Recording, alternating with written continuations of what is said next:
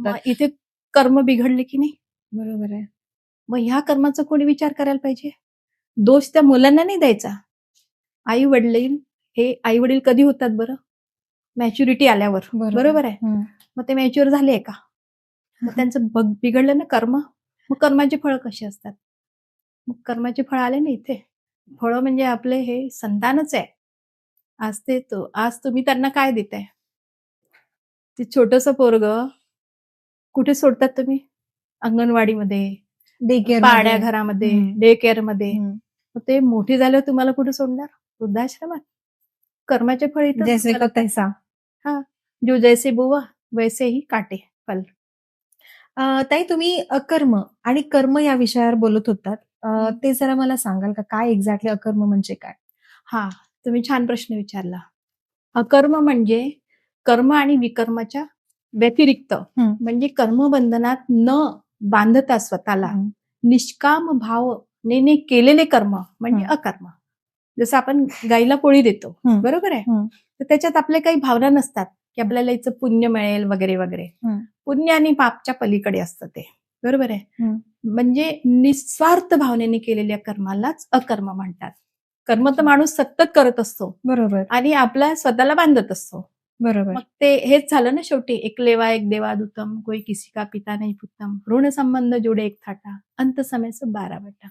मग ते आपण सारखं जन्म मृत्यूच्या फेऱ्यात येतो. आता आपण दोघं बसलेलो आहे, काहीतरी आपला ऋण संबंध आहेच. एक तर तुम्ही द्यायला आले मला, किंवा मी तुम्हाला द्यायला आली. मग ह्या कर्मात आपल्याला बांधायचं नाहीये. जसं तुम्हाला 2,000ची गरज पडली किंवा मला पडली गरज, आणि मी तुम्हाला मागितले आणि तुम्ही मला दिले.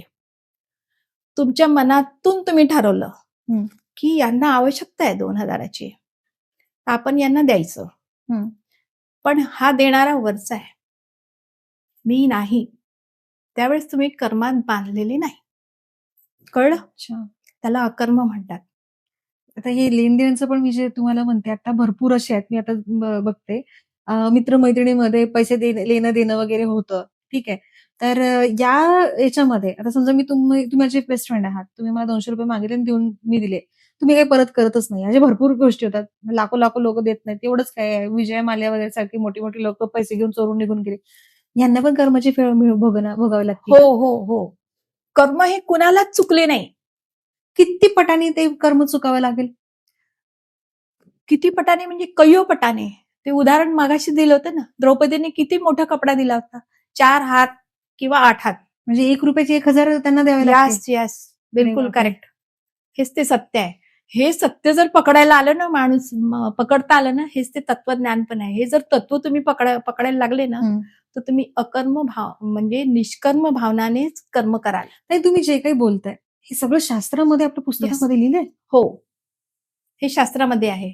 आणि पण आज माणूस कुठे भटकलेला आहे? जिओ जी भर के कल किसने देखा. शास्त्र उघडूनच बघत नाहीये. ते फक्त आपलं शाळेत जातात, कॉलेजमध्ये जातात, पैसे कमवायचे पुस्तकं बघतात. म्हणजे जन्म मरण, कर्म, कर्माचे फळ, मनुष्य देह, हे जनावरांचे देह, म्हणजे ह्या सगळ्या गोष्टी खऱ्याच आहेत. अगदी खरं आहे. ह्याला सगळं प्रमाण आहे. प्रमाण आहे. हो, वेद आहे, गीता आहे, हे ना. आपण ऐकलं असेल आणि सगळ्यांना पण माहिती आहे. काय माहिती आहे सगळ्यांना? 84 लाख योनीनंतर मनुष्य जन्म मिळतो. तो मनुष्य जन्म कशासाठी मिळतो बरं? सांगा. हे मला माहिती नाही. कदाचित ते आई वडिलांनीच ठरवायचंय कदाचित. हे बघा, एकदाच मनुष्य जन्म मिळतो 84 लाख योनीनंतर, तर तो फक्त मोक्षासाठी मिळतो.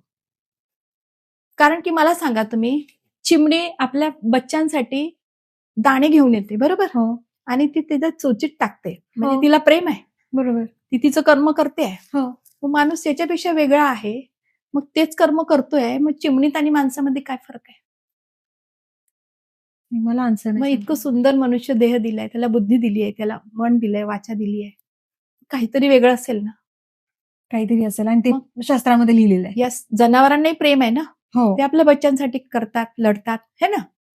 तोच मनुष्य करतोय ना. दोघांच्या कर्मात साम्य आहे, तरी मनुष्य देह हा वेगळा आहे. मग हा प्रश्न पडला पाहिजे प्रत्येक माणसाला.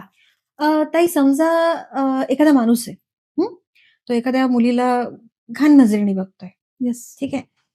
म्हणजे त्याचे विचार, त्याची भावना हे चुकीचे आहे. हा. त्याला त्याचं पण कर्माचं फळ भेटणार. हो, अगदी विचार correct. केल्याचं सुद्धा. अगदी हो. त्याच्यासाठी एक उदाहरण आहे. हा. जसं द्रौपदीचं चिरहरण होत होतं, हो, बरोबर आहे. हो.